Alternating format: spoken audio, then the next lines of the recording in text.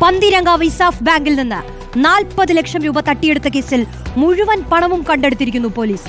പ്രതി ഷിബിൻ ലാൽ വീടിനടുത്ത് കുഴിച്ചിട്ടിരുന്ന 39 ലക്ഷം രൂപയാണ് കണ്ടെടുത്തത്.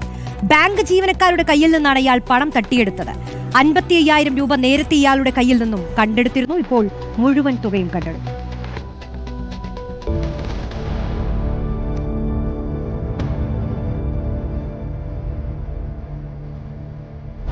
പന്തീരങ്കാവിൽ ബാങ്ക് ജീവനക്കാരെ കബളിപ്പിച്ച് 40 ലക്ഷം രൂപ തട്ടിയെടുത്ത കേസിൽ നിർണായക വഴിത്തിരിവാണുണ്ടായത്. കവർച്ച കേസിന്റെ ചുരുളഴിക്കാൻ കഴിഞ്ഞ അഭിമാനത്തിലാണ് ഫറോക്ക് ACPയും സംഘവും.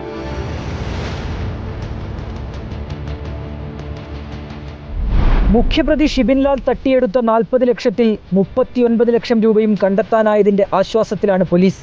ഷിബിൻ ലാലിന്റെ വീടിന് 1/2 കിലോമീറ്റർ മാറി ഒളവണ്ണ പള്ളിപ്പുറത്തു നിന്നാണ് പ്ലാസ്റ്റിക് കവറിൽ പൊതിഞ്ഞ് ചവറ്റുകൂനയിൽ ഒളിപ്പിച്ച നിലയിൽ 39 ലക്ഷം രൂപ കണ്ടെടുത്തത്. കഴിഞ്ഞ മാസം 11-നാണ് പന്തീരങ്കാവിലെ സ്വകാര്യ ബാങ്ക് ജീവനക്കാരിൽ നിന്ന് ഷിബിൻ ലാൽ തന്ത്രപരമായി പണം തട്ടിയത്.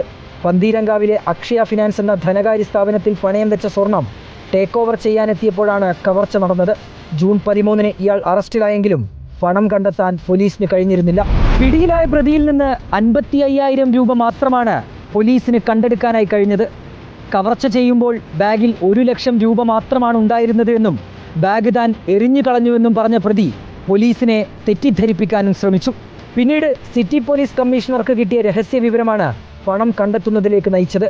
35 ലക്ഷം തന്നു കഴിഞ്ഞാൽ സെറ്റിലാകാൻ കഴിയുമോ എന്ന് പ്രതിക്ക് വേണ്ടിയിട്ട് ഒരാൾ അന്വേഷിച്ചെന്നായിട്ട് ബഹുമാനപ്പെട്ട സിറ്റി പോലീസ് കമ്മീഷണർക്ക് വിവരം. അതൊരു നിർണായകമായിട്ടുള്ളൊരു ലീഡായി. CCTV ദൃശ്യങ്ങളും കേസിൽ നിർണായക വഴിത്തിരിവായി. ആദ്യം പണമടങ്ങിയ ബാഗുമായുള്ള ഷിബിൻ ലാലിന്റെ ദൃശ്യങ്ങൾ കിട്ടിയെങ്കിലും പിന്നീടുള്ള ദൃശ്യങ്ങളിൽ ഇയാളുടെ കയ്യിൽ ബാഗ് ഉണ്ടായിരുന്നില്ല. പണം ഒളിപ്പിച്ചതാണെന്ന് ഇതോടെ പോലീസിന് വ്യക്തമായി. റിപ്പോർട്ടർ, കോഴിക്കോട്.